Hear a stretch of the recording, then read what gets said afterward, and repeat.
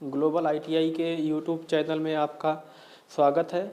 आज की क्लास में हम लोग जो पिछली क्लास में पढ़ चुके हैं, हमारी पिछली क्लासेस थी जो है आईटीआई सेकेंड ईयर क्लास 8 है आज। कल पिछली क्लासों तक हम क्लास 7 तक स्टडी कर चुके हैं और अधिक जानकारी के लिए, इस चैनल की अधिक जानकारी के लिए www.globaliti.org पर जाकर के जो है फ्री पीडीएफ और जो है फ्री ऑनलाइन टेस्ट दे सकते हैं और भी जो अधिक जानकारी वहाँ से हासिल कर सकते हैं।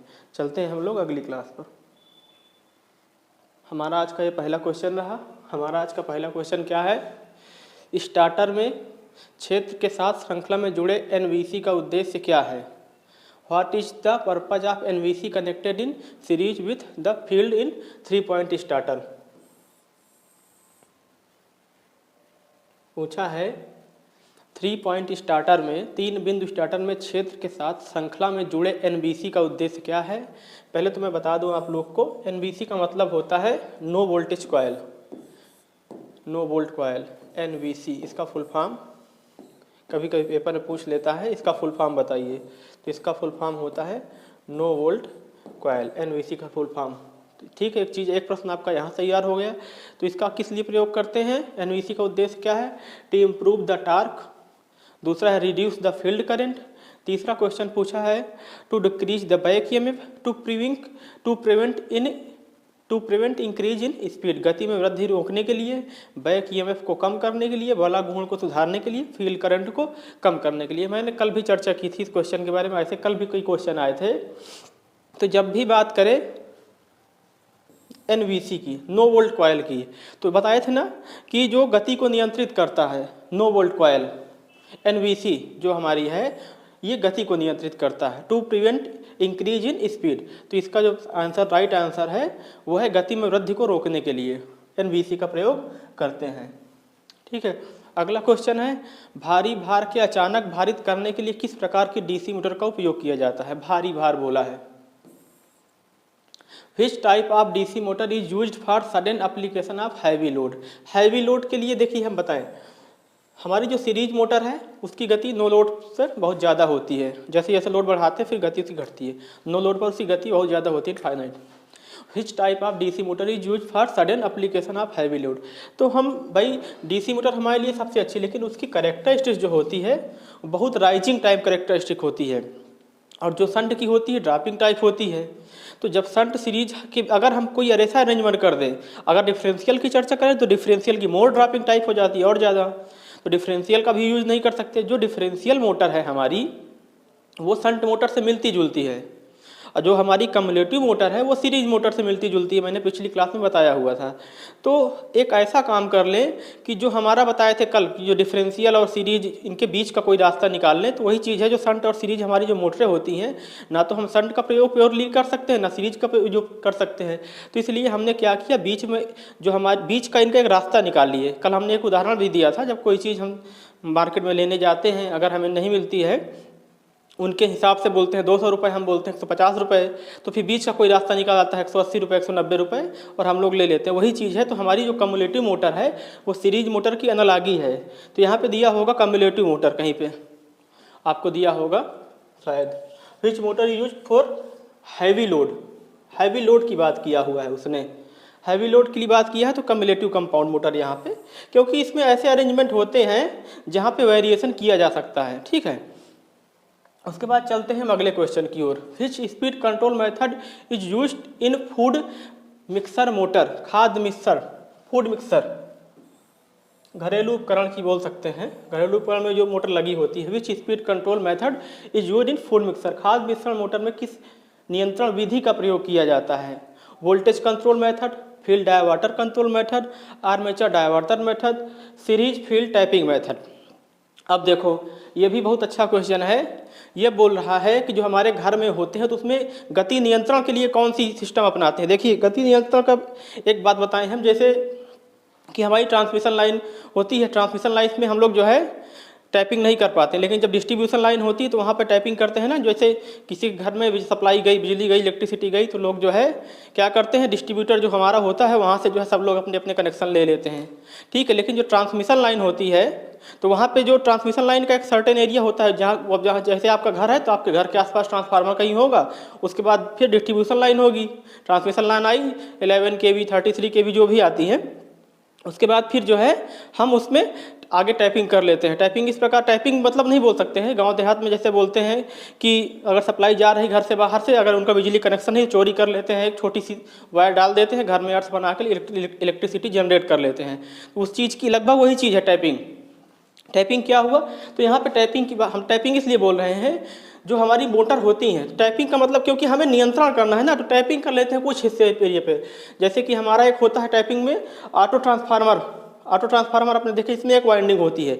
अच्छा, एक वाइंडिंग नहीं होती उसमें वाइंडिंग पूरी होती है, लेकिन वाइंडिंग का 50% साइकिल हम यूज करते हैं, तो इसलिए बोल देते हैं कि ऑटो ट्रांसफार्मर में एक वाइंडिंग होती है, लेकिन उसका फायदा भी है नुकसान भी है, एक साइकिल बर्बाद जाती है, एक साइकिल यूज में आती है। तो वही प्रकार यहाँ पे टाइपिंग कर लेते हैं। टाइपिंग करने से क्या होता है, कुछ हमें गति पूरी नहीं रोकनी है, कुछ ना कुछ चलानी है, तो हम उसमें टाइपिंग कर लेते हैं। तो इसका जो राइट आंसर है, कहीं टाइपिंग दिया होगा, voltage control method, field diverter control method, armature diverter, series field tapping method, ये फील्ड टैपिंग करते हैं हम उसमें, ठीक है। तो इसका राइट आंसर 108 का हो जाएगा डी। अब चलते हैं अगले क्वेश्चन की ओर। अगला क्वेश्चन हमारा है, कौन सी गति नियंत्रण प्रणाली शून्य से सामान्य से अधिक गति को एक आसान बदलाव प्रदान करता है। देखिए, हम कल बताए थे आपको, जो हमारी वार्ड लियोनार्ड सिस्टम है, वार्ड लियोनार्ड जो हमारी गति नियंत्रण मेथड है, बहुत सेंसिटिव मेथड है। सेंसिटिव का मतलब छोटी सी छोटी चीज़ों को भी जो है हम उसमें गति कंट्रोल कर सकते हैं, छोटी छोटी चीज़ों का भी कंट्रोलिंग उसमें अवेलेबल है। भाई कई चीज़ मशीनें ऐसी होती हैं जो बड़ी चीज़ों के लिए होती हैं, लेकिन हमें सेंसिटिविटी अगर चाहिए, छोटी से छोटी जगहों पे कंट्रोलिंग चाहिए, तो वहाँ पे हम वार्ड लियोनार्ड मेथड यूज करते हैं। इस ऑप्शन में कहीं वार्ड लियोनार्ड दिया होगा।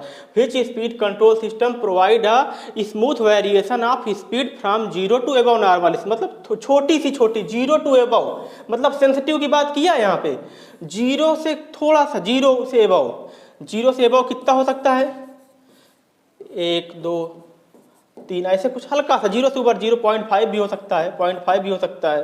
तो एबव थोड़ी सी बोला है, तो बहुत छोटी से छोटी माइनर से माइनर चीज़ों को हम मेजर कर सकते हैं, और मतलब मेजर नहीं, कंट्रोल कर सकते हैं, 0 to above नॉर्मल स्पीड। तो यहाँ पे 109 नंबर जो आपका ऑप्शन है वो भी कौन सा सही हो जाएगा, डी नंबर। आज डी नंबर बहुत सही हो रहे हैं।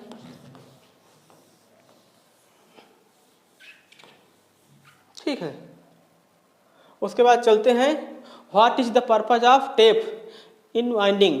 ओ बोला है कि जो वाइंडिंग में टेप का उद्देश्य क्या है। देखो, जैसे हमारे बहुत सारे घर में सामान बिखरे पड़े हुए थे, तो आप क्या कहते हो कि इनको जो है एक जगह सुरक्षित करके रख दो, एक अलमारी में रख दो। हमारी बुकें बहुत सारी बिखरी हुई पड़ी हुई हैं, मैथ की अलग पड़ी हुई है, साइंस की अलग पड़ी हुई है, कंपटीशन की बुकें, वनडे एग्जाम की अलग पड़ी हुई हैं। तो आप क्या करते हो, जो वनडे एग्जाम की बुक होती है उनको अलग जगह पे रखते हो, जो आपकी होम एग्जाम होते हैं, जैसे आप बीए ग्रेजुएशन बीएससी कुछ कर रहे हैं या बीटेक कर रहे हैं, जो आपकी रेगुलर स्टडी की बुकें हैं उनको आप अलग रखते हो, या जो आपकी जनरल नॉलेज या जीके की बुकें हैं उनको अलग रखते हो। तो इससे होता ये है, जब भी आप चीज़ों को खोजते हो तो आसानी से मिल जाती हैं। तो टेप मतलब होता है कि सुरक्षित करना की चीज़ों को, तो उनको आपने पर्टिकुलर एरिया सुरक्षित कर दिया कि इस एरिया में इतनी चीज़ों को रहना है, तो आपको अगर अंधेरे में भी जाओगे तो अपनी चीज़ें पा जाओगे वहाँ पे, ठीक है। वही चीज़ यहाँ पे हमारे जो मैग्नेटिक फील्ड होता है उसका जो बिखराव होता है, देख ले एक बार क्वेश्चन क्या बोला है, what is the purpose of tape winding. तो वो जो बिखराव होता है, तो बिखराव होने के कारण जो है लॉसेस होते हैं, तो आरपीएम कम बनता है। अगर उस लॉसेस को हमें रोकना है और जो हमारा फ्लक्स प्रॉपरली जनरेट हो, तो उसके लिए क्या करना होगा, बिल्कुल एक इजी वे उनको देना होगा, पथ फाइंड देना होगा, मतलब सरल रास्ता उनको प्रोवाइड कराना होगा। सरल रास्ता कब प्रोवाइड करा पाएंगे, जब हम टैपिंग कर देंगे, मतलब उनका एरिया सर्टेन कर देंगे, निश्चित कर देंगे। तो यहाँ पे कहीं दिया हुआ होगा, insulator slot, bind the coil, wrap conductor, खुले कंडक्टरों को इंसुलेट, कौन सा है, हाँ इंसुलेट एक्सपोज कंडक्टर, खुले कंडक्टरों को इंसुलेट करें, कंडक्टर लपेटें, काइल को बांधें, स्लॉट को इंसुलेट करें। ये आपके 4 ऑप्शन दिए हुए हैं। तो रैप कंडक्टर, कंडक्टर को लपेटें, जो मैंने अभी आपको बताया कि कंडक्टर को लपेटने की बात हो रही है। What is the purpose of tap in winding, तो रैप द कंडक्टर, कंडक्टर को लपेटने के लिए। वैसे भी टेप का आप जानते हो, बेसिकली अगर टेप देखोगे, टेप शब्द सुनोगे तो आप घर में जैसे टेप देखोगे, टेप क्या है, जैसे कहीं कट फट गया तो आप लपेट देते हो, सुरक्षित करते हो ना, रैप करते हो उस कंडक्टर को, कोई अगर जाए उसका स्पर्श हो जाए तो उसको इलेक्ट्रिक शॉक ना लगे। तो मैं एक उदाहरण दे रहा हूँ, बाकी इसका केस थोड़ा सा उससे अलग, मिलता जुलता है लेकिन थोड़ा सा अलग है। विच type of DC armature winding the front pitch YF is greater than back pitch. बोल रहा है कि हमारी front pitch YF is greater than back pitch YB को हम लोग बोलते हैं बैक पिच, YB को हम लोग बोलते हैं बैक पिच। अब ये कौन सी होती है, तो ये होती है प्रोग्रेसिव वाइंडिंग, ऐसी वाइंडिंग जिसमें हमारी फ्रंट पिच बैक पिच से बड़ी होती है। तो कौन सी होती है, प्रोग्रेसिव वाइंडिंग। तो 111 नंबर का कौन सा सही हो जाएगा आपका, 111 नंबर। यहाँ पे क्या बोला है, विच type of DC armature winding the front pitch is greater than back pitch से बड़ी है। तो यहाँ पे हो जाएगा रेट्रोग्रेसिव वाइंडिंग।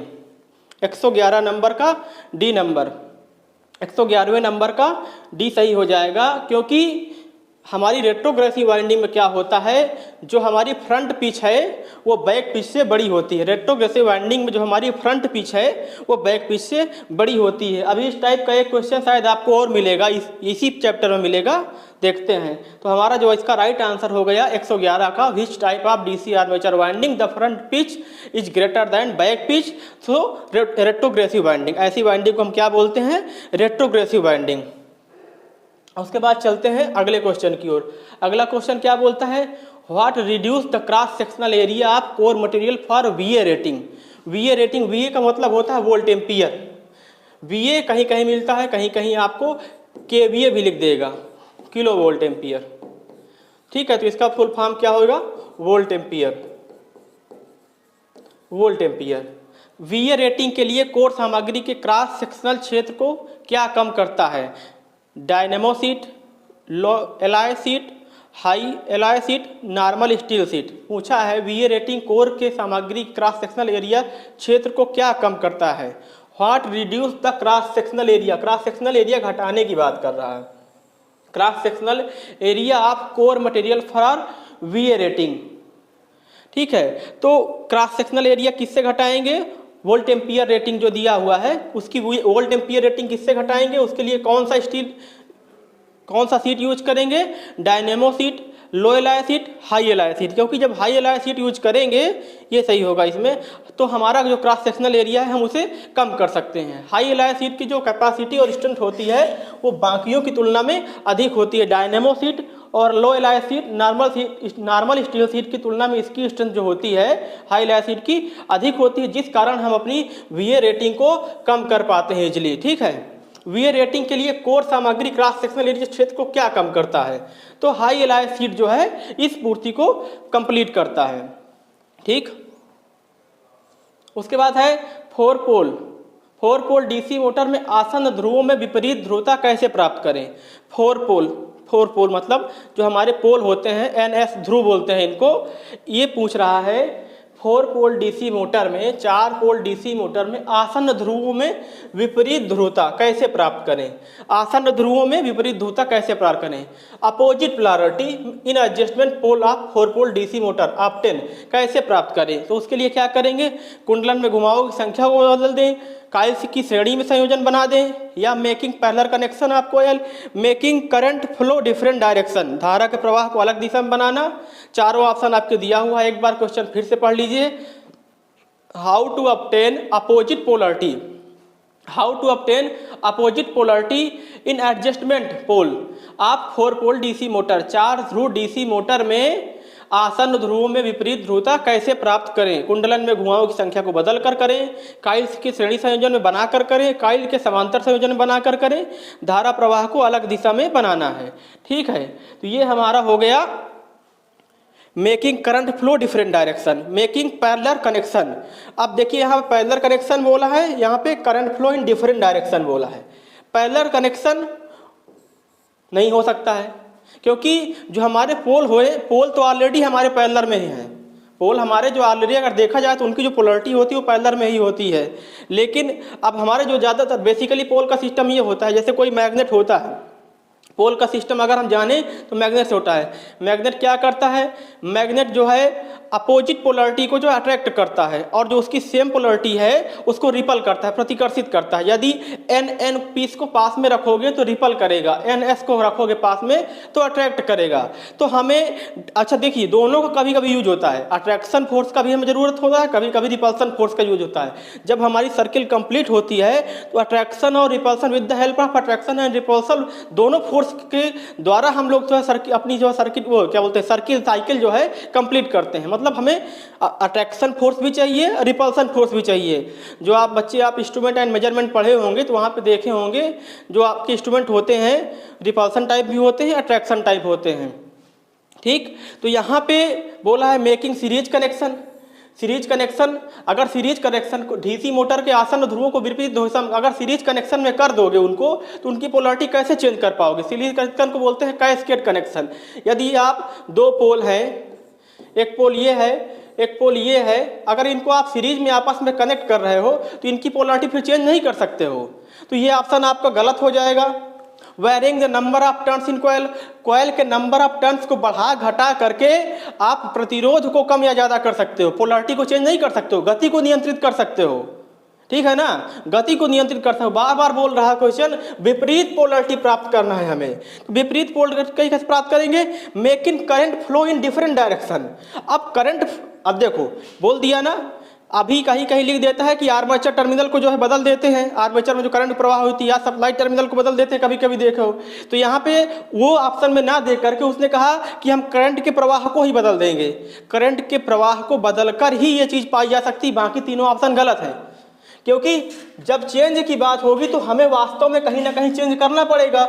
ये दोनों ऑप्शन चेंज करने की बात नहीं कर रहे हैं, ये घटाने और बढ़ाने की बात कर रहे हैं। तो बेसिकली हमारा जो राइट आंसर होगा इसमें, डायरेक्शन चेंज करेंगे, डिफरेंट डायरेक्शन में करंट को फ्लो करेंगे, तब हमारी पोलरिटी भी बदल जाएगी। उसके बाद पूछा है what is the operation in the rewinding process. अच्छा, रिवाइंडिंग प्रक्रिया में यह क्रिया क्या है ये पूछा है।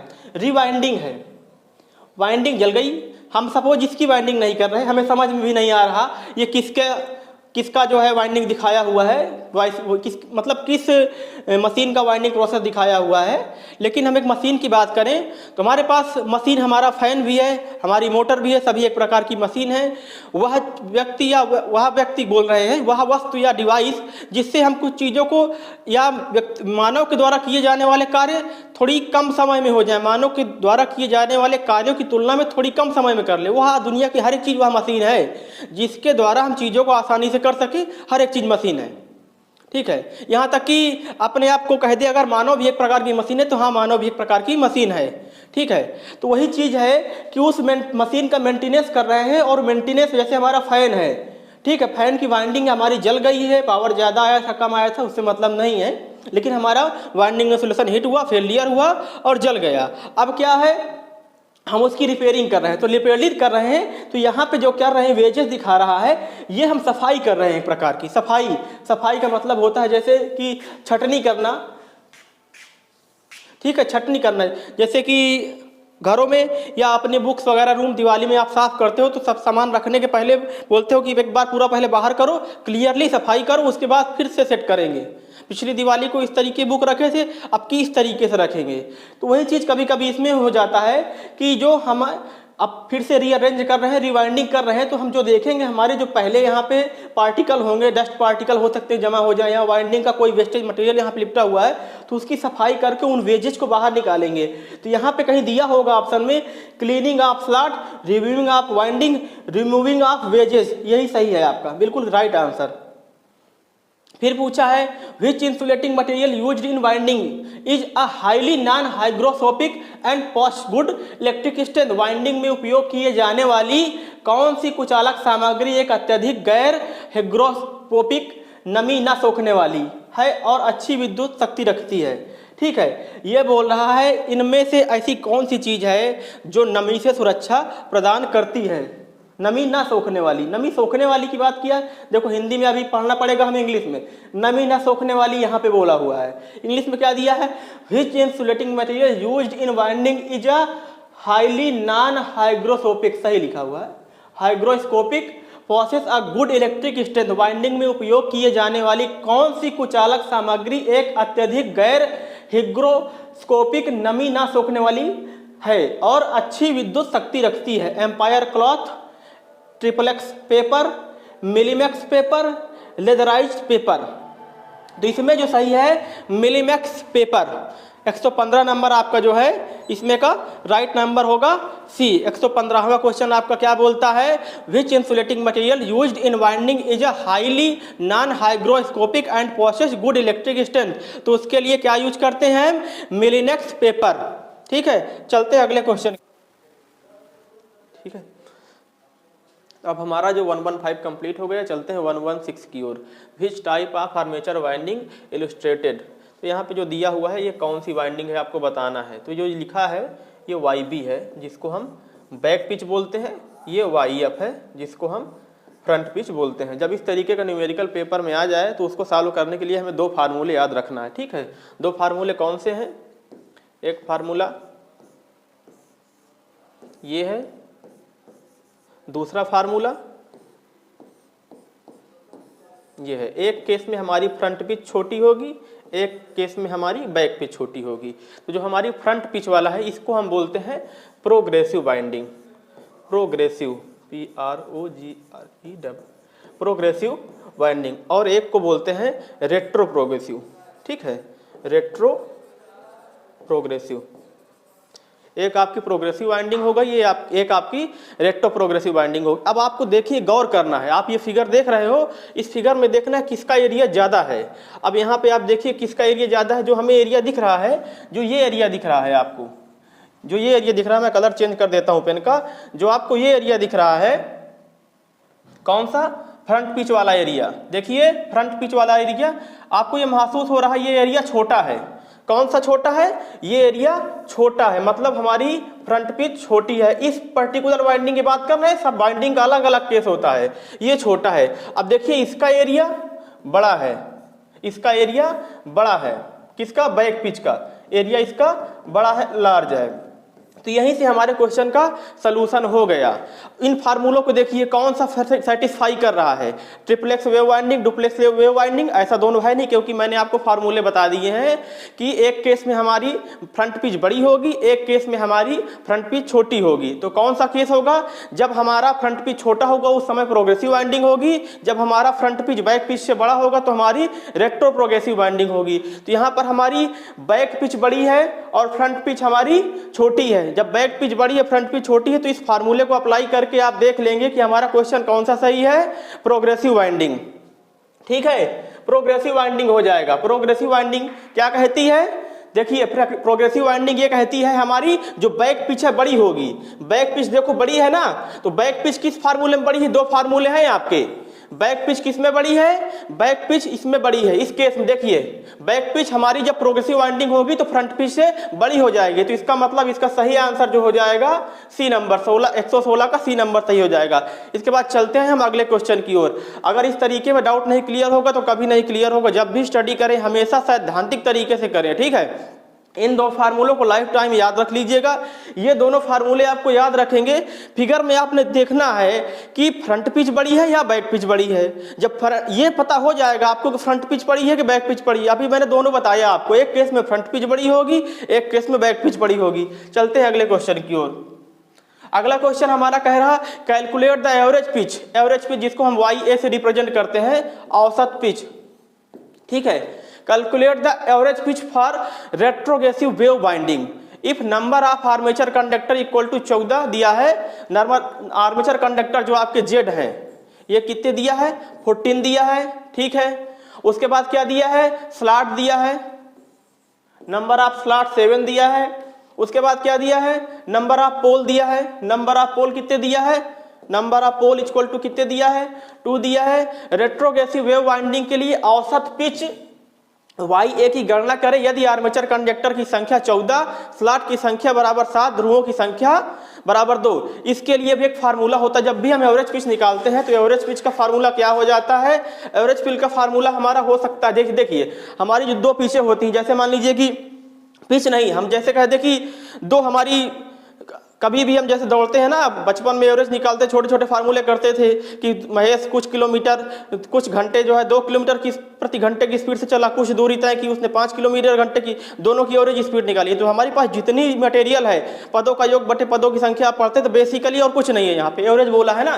तो हम देख लेते हैं एवरेज निकालने के लिए हम क्या कर लें, back pitch plus front pitch, back pitch plus front pitch. ये फार्मूला इस यहाँ पे नहीं अप्लाई होगा, लेकिन बता दे रहा हूँ कि ये फार्मूला आता कहता है। और जो बैक पिच और हमारी जो फ्रंट पिच होती है, इनसे हमारा निकलता है जेड, जिसको हम आर्मेचर कंडक्टर, यहाँ पे दिया हुआ है, उसने आपने आर्मेचर कंडक्टर देने नहीं है, उसने दिया, लेकिन हम बता दे रहे हैं कि जब आर्मेचर कंडक्टर पूछे टोटल तो आपको बैक पिच और फ्रंट पिच दोनों को ऐड कर देना है, ठीक है। चलिए एक ये आपका फार्मूला मोटा मोटा बन के निकलेगा, YA equal to Z plus minus 2, Z plus minus 2 upon P. इसका जो फार्मूला निकल के आया YA equal to Z plus minus 2 upon P. Plus minus का मतलब अगर कभी कभी होता है ना कि थोड़ी सी कोई सिस्टम होता है उसमें इधर, जैसे कहते हैं चलो इतना चलेगा, जो आपके बचपन में तराजू होते थे वो वाले, जो डिजिटल नहीं होते तो उनमें 2-4 ग्राम चीनी कम ज़्यादा हो जाती थी, तो कहते चलो इतना चलेगा। लेकिन जब से डिजिटल आने लगी वो समस्या खत्म हो गई। तो वही चीज़ है, यहाँ पे प्लस माइनस ले लेते हैं, तो प्लस माइनस की 2 ले लेंगे। जैसे आप ये दिया है जेड दिया है, आपके कितने नंबर ऑफ आर्मेचर कंडक्टर 14 दिया है, फार्मूले में अप्लाई करोगे तो आपका आंसर कितना आ जाएगा, 6 आ जाएगा। एक बार प्लस करके देख लेना, एक बार माइनस करके देख लेना, आप बार बार 6 के आसपास पहुंचोगे, या तो हो सकता है एग्जैक्ट 6 आ जाए, नहीं तो यही आपका राइट आंसर होगा, ठीक है। चलते हैं अगले क्वेश्चन की ओर। अगला क्वेश्चन हमारा क्या है, अगला क्वेश्चन हमारा कह रहा which type of test is illustrated for the armature after rewound.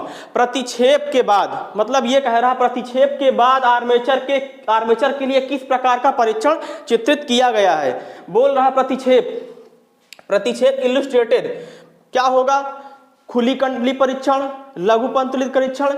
प्रतिक्षेप का मतलब ये समझ लीजिए मोटा मोटा कि जैसे कि हमारा सब कुछ कंप्लीट है, अब उसके बाद हम इलस्ट्रेट करने मतलब अप्लाई करने जा रहे हैं, इसको चलाने के लिए टेस्टिंग करने जा रहे हैं, तो कौन सा सिस्टम अपनाएंगे। देखिए जब इसमें ये दिया हुआ है, क्या दिया हुआ है, सब कुछ रेडी है, अब इसको हम सप्लाई से जोड़ने जा रहे हैं। जब भी हम सप्लाई से किसी सिस्टम को जोड़ते हैं तो कहीं ना कहीं शॉर्ट ही होता है। जब शॉर्ट करेंगे तभी जो है, जब शॉर्ट होगा तभी सर्किट कंप्लीट होगी, जब सर्किट कंप्लीट होगी तभी हमारा मोटर, जनरेटर, सिस्टम, मशीन जो भी है सब तभी जो है रन करेगा जब उसकी सर्किट कंप्लीट होगी। यहाँ तक कि मैकेनिकल डिवाइस हो चाहे इलेक्ट्रिकल डिवाइस हो, जब तक उसका कभी कभी सर्किट, जैसे सर्किट कंप्लीट होने का मतलब केवल इलेक्ट्रिक सर्किट तो नहीं है, तो टार्क वगैरह होता है जो मैकेनिकल में बला घूर्ण जो होता है, जो किसी मशीन को चलाने के लिए, जनरेट करने के लिए हमें फोर्स चाहिए, टार्क चाहिए, मैकेनिकल पावर चाहिए, बहुत सी चीज़ें चाहिए। तो वही चीज़ ये बोला है कि उनका जब तक हम सर्किट कंप्लीट नहीं करेंगे, जब तक उनको वो चीज़ नहीं देंगे जो चीज़ उनको चाहिए ऑपरेट होने के लिए, तब तक वो ऑपरेट नहीं होगी। ये बोल रहा है illustrate for the armature after rebound किया गया है। उसके बाद इलस्ट्रेट करने के लिए क्या करेंगे, सबसे पहले तो हम क्या करेंगे, ये वाला टेस्ट करेंगे, शॉर्ट कॉइल टेस्ट, लघु कुंडलन परीक्षण। इससे इस टेस्ट से ये पता चल जाएगा। अब इस टेस्ट को आप करेंगे, उसके बाद जस्ट ये देखेंगे कहीं पर हमारी वाइंडिंग से वाइंडिंग टच तो नहीं है, या अर्थ फॉल्ट तो नहीं आ रहा, या कहीं वाइंडिंग का इंसुलेशन रजिस्टर तो ज़्यादा कम नहीं बता रहा, या कहीं ऐसा ना हो जाए कि मोटर उतने आरपीएम नहीं बना रही जितने आरपीएम बनाते हैं शॉर्ट कॉइल टेस्ट के बाद। तो ये चीज़ें चेक करते हैं। ये जो दिया हुआ है, ये क्या दिया हुआ, प्रतिक्षेप के बाद आर्मेचर के लिए किस प्रकार का परीक्षण चित्रित किया गया है, तो ये शॉर्टेड कॉइल टेस्ट दिखाया गया है, ठीक है। चलते हैं अगले क्वेश्चन की ओर। अगला क्वेश्चन हमारा कौन सा है, 119। Why the newly rewound armature must be preheated before varnishing से पहले नए रिवाउंड आर्मेचर को गर्म क्यों किया जाना चाहिए। ये बोला वार्निशिंग से पहले। अब देखो वार्निशिंग से पहले आर्मेचर को यहाँ पे बोला हीट, इसमें नमी को बाहर निकाले, वार्निश के लिए त्वरित सुखाने के मदद के लिए, वार्निश घुसना आसान बनाए, वार्निश के समान प्रसार को बनाए रखे। ये बोला है। देखो हीट के लिए, हीट क्यों किया जाता है? Drive out the moisture from it, help for quick drying of varnish, make easy to penetrate varnish inside, maintain uniform spreading of varnish.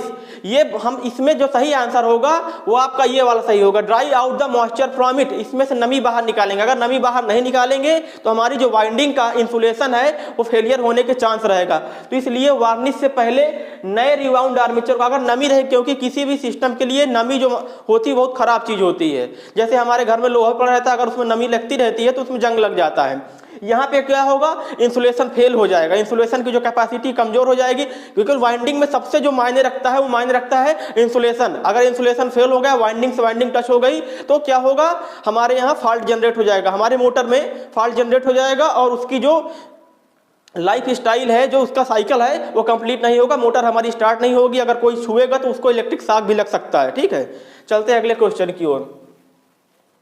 अगला क्वेश्चन क्या है, how the direction of rotation of DC compound motor is change. DC compound motor के घूर्णन की दिशा कैसी बदल जाती है? देखिए, रोटेशन की दिशा बदलने के लिए हमारे पास 2-3 सिस्टम होते हैं। By changing the direction of armature current, by interchanging the supply terminal, by changing the direction of both field and armature current, by changing the direction of series field current. तो इसमें जो हमने अभी ये question आपको तीसरी या चौथी बार मिल रहा है, इस क्वेश्चन को देखते ही आप समझ जाएंगे कि by changing the direction of armature current. तो ये रहे आज के हमारे शानदार धुआंधार 1 to 0 तक के क्वेश्चन। अगली स्लाइड में फिर मिलेंगे आपके साथ। अगर आपको इस चैनल से अच्छी जानकारी मिल रही है तो इस चैनल की जो वेबसाइट दी हुई है पहले पेज पे www.globaliti.org करके, वहां से जाके आप फ्री PDF और ऑनलाइन मार्क टेस्ट दे सकते हैं। यदि जानकारी आपको अच्छी लग रही तो अपने दोस्तों को भी शेयर करें और उनको भी बोले कि थोड़ा सा लाइक सब्सक्राइब कर दें, ताकि उन लोगों को भी जानकारी मिले जो इस सुविधाओं से वंचित रह रहे हैं। ठीक है, धन्यवाद।